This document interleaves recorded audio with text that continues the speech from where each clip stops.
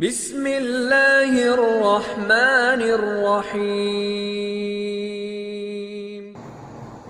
بسم اللہ والحمد للہ والصلاة والسلام علی رسول اللہ وبعد۔ اسی طرح سے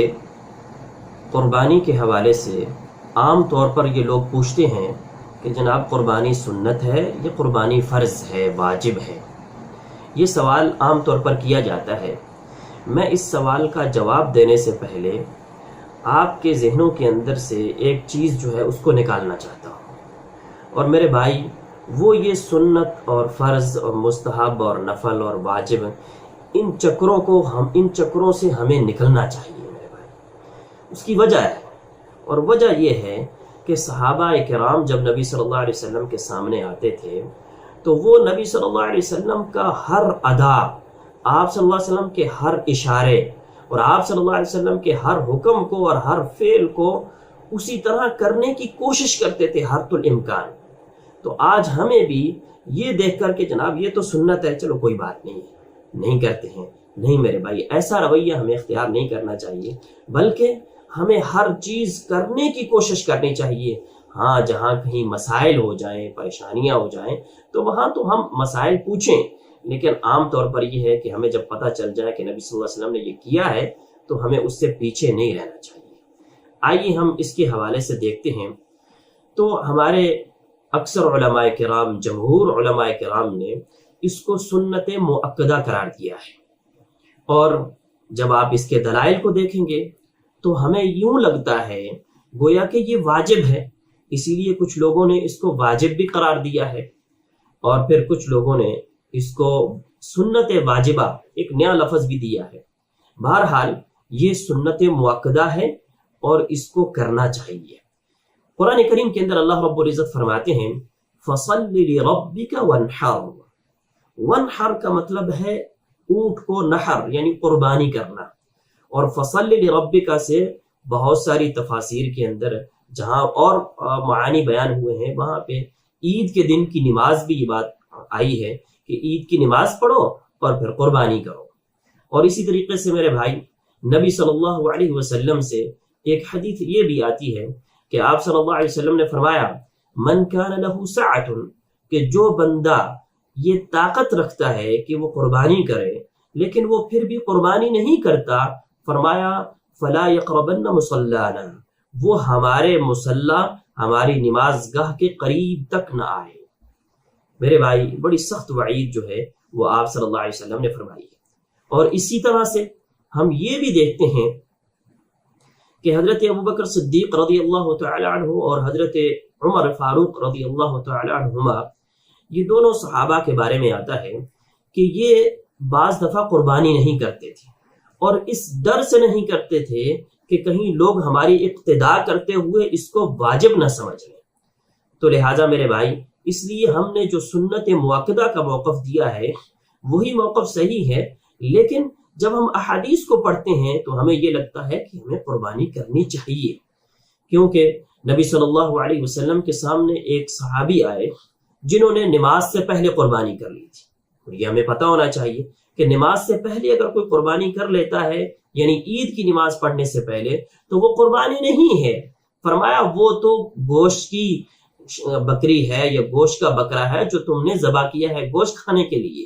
وہ قربانی نہیں ہے۔ اور قربانی جس کو کہا گیا ہے وہ عید کی نماز پڑھنے کے بعد اگر ذبح کیا ہے تو اس کو قربانی کہا گیا ہے۔ یہ صحابی ابو بردہ رضی اللہ تعالیٰ عنہ جب نبی صلی اللہ علیہ وسلم کے پاس آئے تو آپ نے فرمایا فَلْيُعِدْ، چاہیے کہ تم دوبارہ قربانی کرو، یعنی اس کی ایک اہمیت ہے، اسی لیے اس کو کہا کہ تم دوبارہ سے قربانی کرو۔ اور اسی طریقے سے جب ہم دیکھتے ہیں تو نبی صلی اللہ علیہ وسلم کی ایک حدیث اور بھی آتی ہے جس کے اندر آپ صلی اللہ علیہ وسلم نے فرمایا ہر سال ہر اہل بیت پر، ہر گھر والوں پر، یعنی ہر گھر والوں پر ہر سال ایک اضحیہ، ایک قربانی کرنا ہے۔ تو لہٰذا میرے بھائی ہمیں قربانی جو ہے اس کی اہمیت کو دیکھنا چاہیے۔ نبی صلی اللہ علیہ وسلم کی زندگی پہ اگر ہم نظر دوڑاتے ہیں تو آپ صلی اللہ علیہ وسلم کی زندگی میں بعض دفعہ ہمیں یہ بھی ملتا ہے کہ آپ کے گھر کا چولہا کئی دنوں تک جلتا نہیں تھا، آپ کئی دفعہ اپنے گھر سے نکلتے اور حضرت ابوبکر اور عمر بھی نکلتے کہ انہوں نے پیٹ پہ پتھر باندھے ہوئے ہوتے تھے، اس لیے وہ گھروں سے نکلتے تھے۔ لیکن آپ صلی اللہ علیہ وسلم مدینہ منورہ میں 10 سال تک رہے، اور 10 سال ہی آپ صلی اللہ علیہ وسلم قربانی کرتے رہے، کسی سال آپ نے یہ نہیں ہے کہ قربانی نہیں کیا۔ اس لیے ان احادیث کو اور اس طرح کی باتوں کو دیکھ کر کے کئی علماء کرام نے یہ بات لکھی ہے کہ اگر انسان کو قربانی قرض لے کر کے بھی کرنی چاہیے تو بھی کرنی چاہیے میرے بھائی۔ آج یہ ہے کہ جس شخص کے پاس بھی اپنے گھر بار کے کھانے پینے اور گھر کے جو مصروفات ہیں، جو گھر کا خرچہ ہے، اس کے علاوہ اگر کچھ موجود ہے اور اس میں قربانی کر سکتا ہے تو اس کو قربانی کرنی چاہیے۔ اور ایک گھر والا اگر قربانی کرتا ہے، گھر کا سربراہ، تو وہ پورے گھر سے قربانی ہو جاتی ہے، پورے گھر سے ہی وہ کفایت کر جاتی ہے۔ اس لیے قرضہ اگر لے کر کے بھی آپ قربانی کر سکتے ہیں کہ آپ بعد کے اندر وہ قرضہ دے سکتے ہیں تو آپ کو قربانی کرنی چاہیے۔ یہ بہانہ بنانا کہ جناب میرے اوپر قرضہ ہے اور آپ لاکھوں کے مالک ہیں اور آپ کے اوپر قرضہ بھی ہے اور آپ اپنی زندگی کے تمام امور چلا رہے ہیں، لیکن ایک قربانی کے معاملے میں آ کر کے میں اس قرضے کو سامنے کھڑا کر دیتا ہوں، تو میرے بھائی مجھے اپنے دین کے بارے میں فکر کرنی چاہیے۔ لہٰذا میرے بھائی مجھے جو ہے وہ قربانی کرنی چاہیے۔ اور اسی طریقے سے ایک دوسرا عذر جو ہے پیش کیا جاتا ہے، وہ کہتے ہیں قربانی کرنے کے بجائے کسی غریب کی بیٹی کی شادی میں پیسہ لگوا دیں یا کسی غریب کو دے دیں جن کے پاس کچھ نہیں ہے، فلاں ہے فلاں۔ میرے بھائی آپ صدقہ و خیرات وہ بھی کریں، لیکن یہ ایک سنت عمل ہے، اس سنت کو اپنے ہاتھ سے مت جانے دیں میرے بھائی۔ اس بہانے میں آ کر کے بہت سارے لوگ یہ عمل چھوڑ دیتے ہیں، اور میرے بھائی جو لوگ قربانیاں کرتے ہیں وہی لوگ غریبوں کی مدد بھی وہی کرتے ہیں میرے بھائی۔ یہ بھی دنیا کے اندر دیکھا گیا ہے۔ اور اسی طریقے سے ایک بات اور بھی کہی جاتی ہے